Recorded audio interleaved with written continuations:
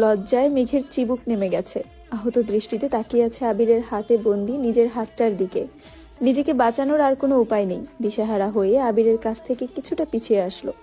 আচমকা আবির মেঘের হাত ছেড়ে তড়িৎ বেগে মেঘের কোমল অনির্য কোমর আঁকড়ে ধরলো। অমনি মেঘের মেরুদণ্ড সোজা হয়ে গেছে।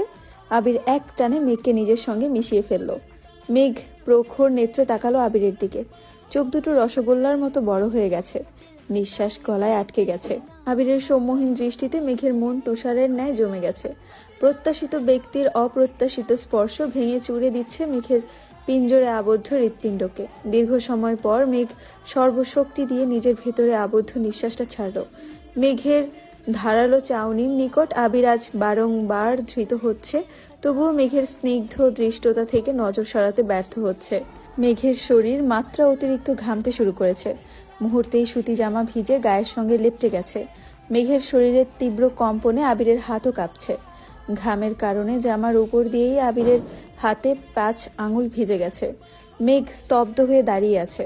আবির গভীর দৃষ্টিতে মেঘকে দেখছে আর ঠোঁট চেপে হাসছে। মেঘ ভুলেই গেছে হাত ভর্তি রঙের কথা। মুখের ঘাম মুছতে হাত তুলতেই আবির অন্য হাত দিয়ে মেঘের হাত স্পর্শ করলো। মেঘের হাতে লেগে থাকা ঘন রঙে আবিরের হাত ভরে গেছে। মেঘের দৃষ্টি সেদিকে পড়তেই তাড়াতাড়ি হাত সরাতে চাইল। ততক্ষণে আবিরের 5 আঙুলে মেঘের আঙুলগুলো বন্দি হয়ে গেছে। মেঘ সুদীর্ঘ সময় নিয়ে শ্বাস ছেড়ে আর্তনাদ করে বলতে নিল, আমাকে আবির মেঘের হাত ছেড়ে এক আঙুল মেঘের ঠোঁট স্পর্শ করছে। মেঘ সহসা নিশ্চুপ হয়ে গেছে। আবিরের আঙুলের রং মেঘের ঠোঁটে লেগে গেছে।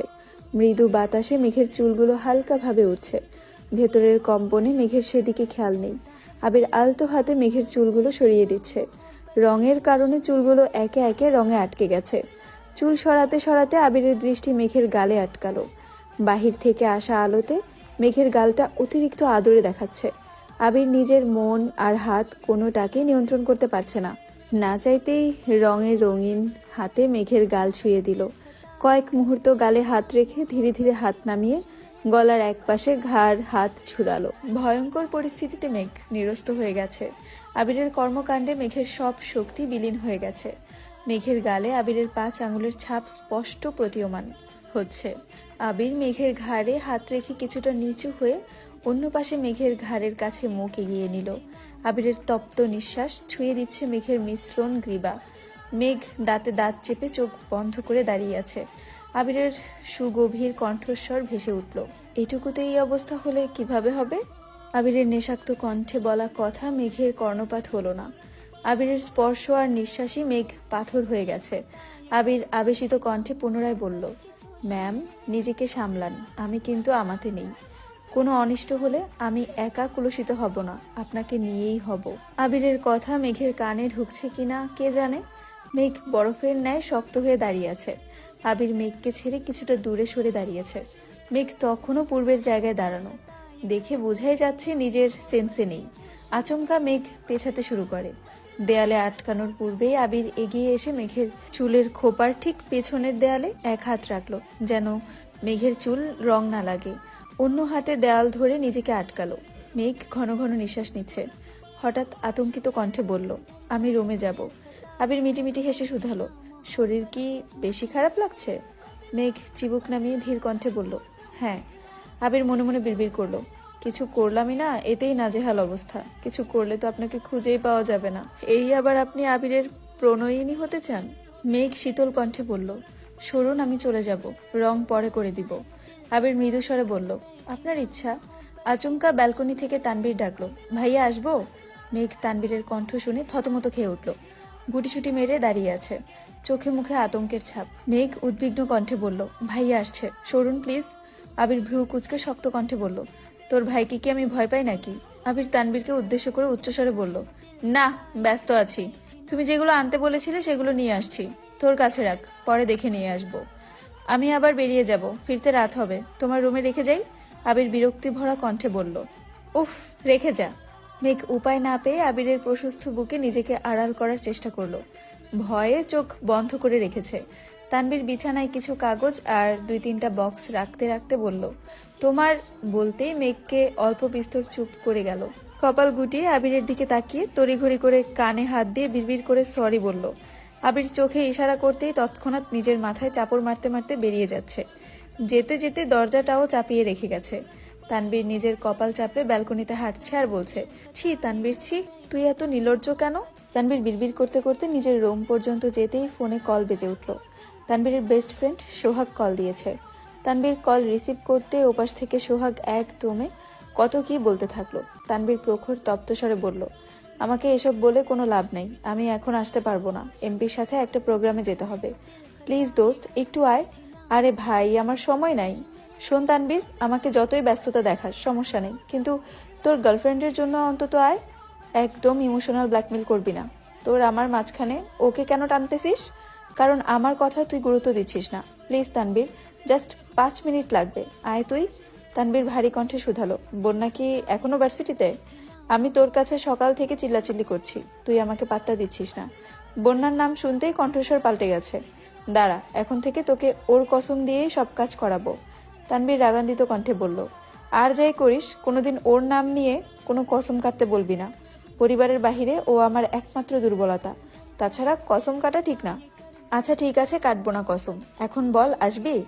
বন্যা যদি সত্যিই ভার্সিটিতে থাকে তাহলে আসবো। আরে আছে আছে, প্রয়োজনে আটকিয়ে রাখবো, তাও তুই আয়। আমার কাজটা কিন্তু করে দিতে হবে। ভুলেও বন্যাকে কিছু বলতে চাইস না, আমি আসতেছি। তানবীর দ্রুত বেরিয়ে পড়েছে। এইদিকে মেঘ আবিরের আড়ালে চুপটি করে দাঁড়িয়ে আছে। তানবীর চলে গেছে অনেকক্ষণ আগে। মেঘ আতঙ্কে এখনো চোখ খুলতে পারছে না। আবির ঠোঁটের কোণে হাসি রেখে অপলক দৃষ্টিতে মেঘকে দেখছে। তিরতির করে কাঁপছে মেঘের ওষ্ঠদ্বয়। লজ্জা আর ভয়ে নাকের ডগা আর গাল পাকা টমেটোর মতো লাল হয়ে গেছে। নিস্তব্ধতা বুঝতে পেরে মেঘ ধীরে ধীরে চোখ মেলল। সরাসরি চোখ পড়ল আবিরের চোখের দিকে। আবিরের নেশাক্ত দৃষ্টি দেখে মেঘ লজ্জায় মাথা নিচু করে ঘাড় কাত করে তানবীরকে দেখার চেষ্টা করলো। তানবীরকে রুমে কোথাও দেখতে না পেয়ে উদ্বিগ্ন কণ্ঠে শুধালো, ভাইয়া কোথায়? চলে গেছে। কেন? সেটা আমি কি করে বলবো? তোর ভাইকে গিয়ে জিজ্ঞাসা কর। হঠাৎ দেয়ালের দিকে আবিরের নজর পড়ে।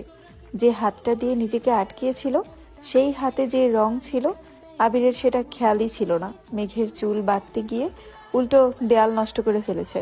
আবিরের সাথে সাথে মেঘও চোখ ঘুরিয়ে তাকালো। দেয়ালে আবিরের হাত দেখে আর্তনাদ করে উঠল, এটা আপনি কি করলেন? আমি ইচ্ছে করে করছি নাকি? তোর চুল বাঁচাইতেই তো করছি। মেঘ একটু দূরে সরে দেয়ালটাকে দেখে পুনরায় গম্ভীর কণ্ঠে বলল, আমি এখানটায় এখন কিভাবে ডিজাইন করব? আবির মেঘের হাতের কবজি শক্ত করে ধরে টেনে নিয়ে রঙের বক্সে চুবিয়ে সঙ্গে সঙ্গে দেয়ালে ছাপ দিল।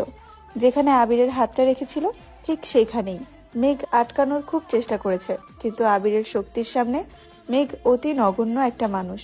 আবিরের হাতের রং অনেকটা শক্ত হয়ে যাওয়ায় ঠিকমতো বোঝা যাচ্ছিল না, কিন্তু মেঘের হাতের ছাপ স্পষ্ট বোঝা যাচ্ছে। ভালোভাবে খেয়াল করলে মেঘের ছোট্ট হাতকে ঘিরে আবিরের বড় হাতের অপ্রখর ছাপটা ঠিকই চোখে পড়ে। মেঘ ক্ষুব্ধ হয়ে বলল, আপনি এমন করলেন কেন? কি ডিজাইন করবি ভেবে পাচ্ছিস না, তাহলে কি করব? মেঘ শক্ত কণ্ঠে বলল, আমি কিন্তু সম্পূর্ণ দেয়ালটাই নষ্ট করে ফেলবো। আবির মুচকি হেসে বলল, একদিনের জন্য পুরো রুমটাই তোকে দিয়ে দিয়েছি, সাজাবি নাকি নষ্ট করবি পুরোটাই তোর উপর। আমি কিছুই বলবো না। মেঘ শীতল কণ্ঠে বলে উঠল, মাঝখানে হাতের ছাপটার কারণে কি পচা লাগছে? আপনি এমনটা না করলেও পারতেন। আবির স্বাভাবিক কণ্ঠে বলল, তুই তোর কাজ শেষ কর, তারপর দেখিস কত সুন্দর লাগে। মেঘ মুখ ভোঁতা করে ঠোঁট ভেঙে কাদো কাদো মুখ করে আবিরের দিকে তাকিয়ে আছে। আবির মুচকি হেসে 2 আঙুলে মেঘের রাগ ফুলে ওঠা নাকটা আলতোভাবে চেপে মোলায়েম কণ্ঠে বলল, দেয়াল জুড়ে এত সুন্দর পেন্টিং থাকবে আর তাতে ডিজাইনারের হাতের ছাপ থাকবে না, তা কি করে হয়? ছাপটার নিচে তোর নামটাও লিখে দিস। বাসার মানুষ দেখলে কি ভাববে? বাসার মানুষ যখন জিজ্ঞাসা করবে এই ডিজাইনটা কে করেছে, তখন আমি কি বলবো? শেওড়া পাড়ার পেতনিটা ডিজাইন করে দিয়ে গেছে, নাকি আমার কাল্পনিক বউটা এসে করেছে? মেঘ ফোঁস করে শ্বাস ছেড়ে রাগী স্বরে বলল, কথায় কথায় বউ বউ করবেন না, আমি কিন্তু বড় আব্বুকে বলে দিব। কি বলবি? বলবো আপনি সারাদিন বউ বউ করেন, অথচ বিয়ের কথা বললে ভাব নেন আপনাকে ডাক্তার দেখাতে হবে। আবির নিঃশব্দে হেসে শুধালো, তুই কি আমায় ইনডাইরেক্টলি পাগল বললি? মুখের উপর কিভাবে বলবো? কি? আবির এক পা করে এগোচ্ছে। মেঘ পেছাতে পেছাতে চেঁচিয়ে উঠল, এমন করলে আমি কিন্তু চিৎকার করব। কর চিৎকার, কাকে ডাকবি ডাক, দেখি তোকে কে বাঁচায়। মেঘ ভেজা কণ্ঠে ডেকে উঠল, আম্মু বাঁচাও। আবির মেঘের মুখ চেপে ধরে ঠাট্টার স্বরে বলল, ছি মেঘ, যেভাবে মামুনিকে ডাকছিস মামুনি ভাববে আমি তোকে ছি ছি ছি ছি ছি। মেঘ বিস্ময়কর দৃষ্টিতে আবিরের দিকে তাকিয়ে আছে। আবির মেঘের মুখ ছেড়ে কিছুটা গম্ভীর কণ্ঠে বলল, সরি, তোকে আর ডিস্টার্ব করবো না, তুই তোর কাজ শেষ কর। আবির টাওয়াল নিয়ে ওয়াশরুমে চলে গেছে। মেঘ আহাম্মকের মতো কিছুক্ষণ দাঁড়িয়ে রইল। আবির ভাই যে রাগ করেছে এটা ওনার কথাতেই বোঝা গেছে। মেঘ কি করবে তাই ভাবছে। আচমকা ড্রেসিং টেবিলের আয়নার দিকে নজর পড়তেই মেঘ সব ভুলে গেল। গালে আবিরের হাতের স্পর্শ, গলা আর ঘাড়েও আঙুলের দাগ, নাক আর কপাল জুড়েও রং লেগে আছে। মেঘ লজ্জায় আড়ষ্ট হয়ে যাচ্ছে। কিছুক্ষণ আগে ঘটে যাওয়া ঘটনাগুলো ভাবছে আর বারবার লজ্জায় লালিত হচ্ছে। মেঘ নিজের গালে হাত রেখে আবিরের স্পর্শ অনুভব করার চেষ্টা করছে। অমনি বুকের কম্পন শুরু হয়ে গেছে। আচমকা মিম দরজায় দাঁড়াতেই মেঘ তাড়াহুড়ো করে দেয়ালের দিকে ঘুরে মাথায় ওড়না দিল, যাতে রঙের দাগ মিম কোনোভাবেই না দেখে। মিম দৌড়ে এসে উত্তেজিত কণ্ঠে শুধালো, আপু, তুমি আমায় দেখে কি লুকাচ্ছ? দেখি, এদিকে ঘুরো তো।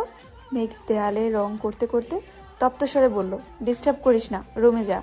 তুমি কি লুকাচ্ছ বলো, তাইলেই চলে যাব। মেঘ হুঙ্কার দিয়ে বলল, আবির ভাই কিন্তু ওয়াশরুমে আছে, ডাকবো? মিম উদ্বিগ্ন কণ্ঠে বলল, ভাইয়ার রুমে আগে বলবা না? আমি গেলাম, পরে এসে দেখবো তুমি কি লুকাইছো। মেঘ কিছুক্ষণ ভেবে পুনরায় কাজ শুরু করলো। আবির ওয়াশরুম থেকে বেরিয়ে ভেজা শরীরে টি শার্ট গায়ে দিয়ে ফোন নিয়ে চুপচাপ রুম থেকে বেরিয়ে গেছে। মেঘের দিকে একবারের জন্য তাকিয়ে দেখেনি। মেঘ অসহায় মুখ করে আবিরের যাওয়ার দিকে খানিকক্ষণ চেয়ে রইল। চোখে মুখে বিষণ্ণতা ভর করছে, তবুও সবকিছু একপাশে রেখে কাজে মনোযোগ দিল। আবির নিচে নামতেই মিম ছুটে গেল মেঘকে দেখতে। ততক্ষণে মেঘ রং দিয়ে গালে আর গলায় থাকা আঙুলের ছাপগুলো মুছে ফেলেছে। মিম রুমে ঢুকতেই তীক্ষ্ণ দৃষ্টিতে তাকিয়ে বলল, তখন কি লুকাইছিলা? মেঘ স্বাভাবিকভাবে ঘুরে মিমের গালে রঙের দু আঙুল ছুঁয়ে বলল, তোর কাছে থেকে আমি কি লুকাবো বল? আপু, তোমার গালে এত রং কেন? খেয়াল ছিল না, হুট করে গালে হাত দিয়ে ফেলেছিলাম।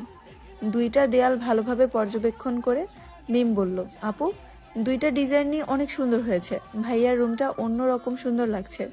মেঘ মৃদু স্বরে বলল, সত্যি সুন্দর হয়েছে? 100% সত্যি। ওনার কি পছন্দ হবে? কিছুই তো বললেন না। আমি বলেছি ভাইয়ার পছন্দ হবেই হবে। তাছাড়া তুমি যা এঁকে দিবা ভাইয়া সেটারই প্রশংসা করবে, দেখো। সেটা যদি ব্যাঙের ছাতাও হয় তবুও বলবে অনেক সুন্দর হয়েছে। মিম বিছানার উপর বসে পা ঝুলাচ্ছে আর মেঘের সাথে গল্প করছে। মেঘ আবিরের কথা মতো নিজের হাতের ছাপটার নিচে নিজের নাম লিখেছে। তাছাড়া এক সাইডে সাজ্জাদুল খান আবির নাম লিখে ডিজাইন করে দিয়েছে। মিমকে কিছু জিনিস দিয়ে আগেই পাঠিয়ে দিয়েছে। বাকিগুলো নিয়ে মেঘ পেছন পেছন আসছে। এতক্ষণের মধ্যে আবির একবারও উপরে যায়নি। মিম নিচে আসতেই আবির প্রশ্ন করলো, তোর বোনের কাজ শেষ হয়েছে? হ্যাঁ, অনেকক্ষণ আগেই শেষ হয়েছে। আবির কোনো